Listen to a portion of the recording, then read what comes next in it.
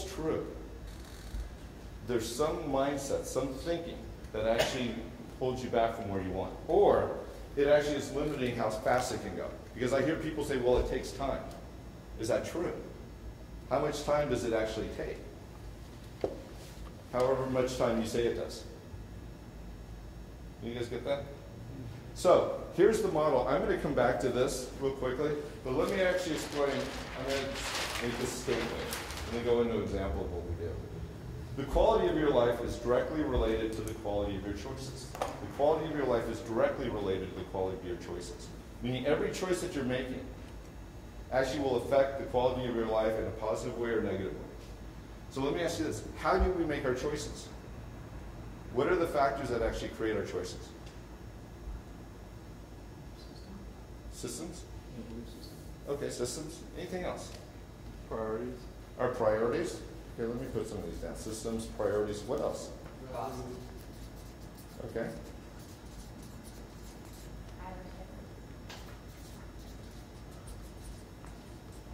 Okay. What else dictates the choices that we make? Predicted outcome. Okay. Pros and cons, predicted outcome.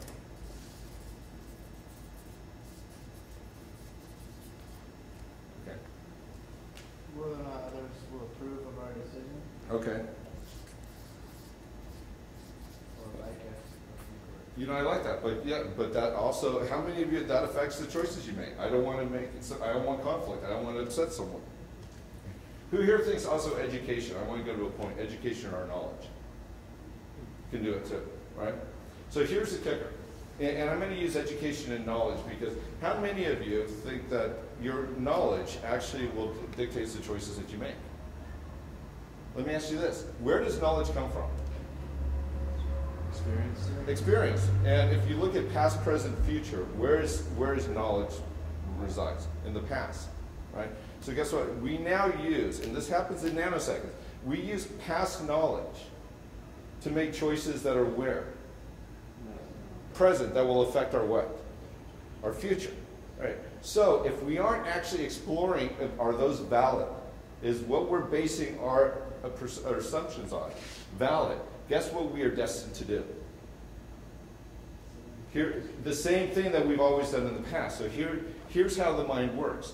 We try to convince, well, I've tried this before. So entrepreneurs, I've tried this before, guess what happened? It failed, so guess what I'm not going to do? I'm not going to do that. I'm going to go the exact opposite way. But guess what that is? Same coin, different side, right? So something else has to take place. And this is actually what we're talking about here tonight too, is awareness. And it's the state of being vigilant, awake, or conscious. Vigilant, awake, or conscious. I'm going to suggest majority of the time we're none of those three things. I'll give you an example. How many of you have ever driven back to your place, pulled in the garage, and have no clue how you just got there? And you're sober. By the way, here, let me add this. You're sober. Like, there's no drugs or anything else. Has that happened to anyone? Right. So guess what? Why?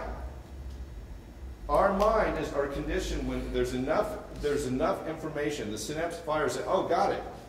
I know exactly where to go. So our mind can actually drive a 6,000-pound automobile unconsciously because guess what? We've done it over and over again. Do you think we also do that in our businesses? Do you think we do this in our life where you actually we take a look at, say, our financial blueprint? Have any of you ever wondered, how do I end up with zero? Or how do I end up with this number year after year after year? Has that ever happened? You know, guess what? The mind knows exactly where to take you. It takes you someplace that's familiar. Give me an example real quick. How are we doing on time? Because I'm about 5 minutes. Okay, 5 minutes. Okay, because I'm ripping through this with a bunch of information. Let me do this. Show you how the mind works. Okay, if any of you have seen this example, please, don't yell out the answer. The question is, which number is least like the other numbers? Least like the other numbers. Which number is least like the other numbers? 2. Okay, and why? Okay, great. What else? I say 1 is least like. Okay, and why? Because it doesn't start with a T-H, I-R-T. It doesn't have a third in it. Okay, anyone else? You could say 3 because there's 2 words. Okay, so there's 2 words there. 2 digits. Okay, two digits. Okay, got it. Okay, and I'll do this. It's the only even number up there. What was that? There are no even numbers up there. Really? 2 is the Oh, no, there we 2 is the only even number up there. So it's the only number without a 1 or a 3. That's great. You got that. Where it's without a 1 or a 3. Let me ask you this. How many of you didn't see this? Honestly. Okay, even when I said it's the number 2. You're like going, wait, is this guy's an idiot? No, really. John's like, oh, why did I even have him come up here? Oh, my Lord. You know, and so this is very interesting. When we put a paren or a period after something, what does our mind do?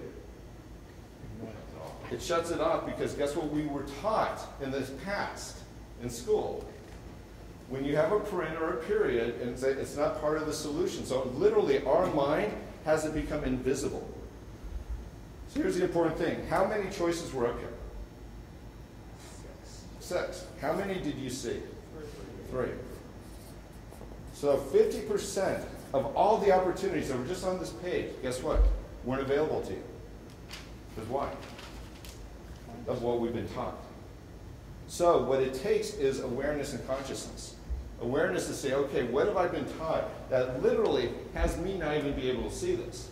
Now here's the interesting thing, is I did it for my daughter, and guess what she said? My little 5-year-old. She goes, Eddie, it's the number 2. And I'm like, she's brilliant, oh my God, you know, she's aware and all this. I go, hey, why? She goes, well, these are numbers and these are words. So the only numbers, so she actually had a different belief. That she only saw these as numbers and not these. But how many of you, let me ask you this, how many of you are leaving clients laying to the side or missing opportunities because of how you're viewing, what's possible? Do you think any of you could be? So one of the things I want you to take a look at tomorrow is I want you to think of this as like, where have I made judgments on people or situations that I'm assuming, and I've never even asked. How many of you haven't asked a client?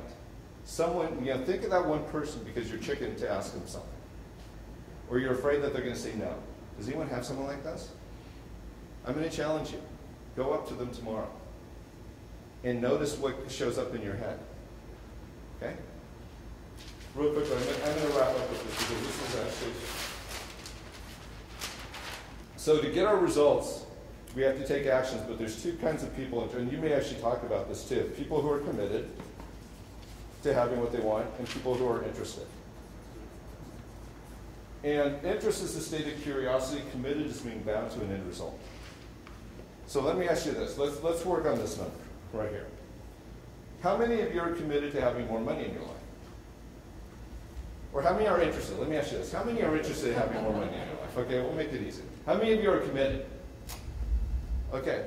Do you notice there's a difference between the 2 even when I say that? What did you notice the difference was between interested and committed when I asked you that? One's non-committal. Okay. Okay, so, okay, interested, non-committal. I can raise my hand, but now you're saying I'm committed. So what does that mean? Actions change the I've got to take action. So one word can actually change, guess what? Our thoughts create a different feeling to move us into different action to get a different result. Well, in this response, I'm going to say, okay, I'm going to find out who's the most committed to having more money in their life. Let's see what I got. Let me give you more than that. I've got $10. I'm going to give it to the person who's most committed to having more money in their life. Who would like to have $10? Who wants? Who would like to? Who wants $10? I've got $10. Who's here? Okay. Okay. Who's committed to having more money in their life? I'm going to come up there and grab it out of your hand. Who's committed to having more money in their life? Okay. Who's committed to having more money in their life? Spencer, thank you. Give him a hand right there. Hold on. So, real quick. So I asked that. You were right here. Oh my gosh. You know, so this is funny. Some of the interaction right there. Oh, you can sit down right there too, right? Unless you're going to roll me for more money. That's all we got. No, so I asked who here. So let's go back to this. Thoughts, feelings, actions, so on. What was the thought that you had when I was holding up the money? Trick question. There's a catch, right? Okay, there's a catch. I don't know this guy. What else?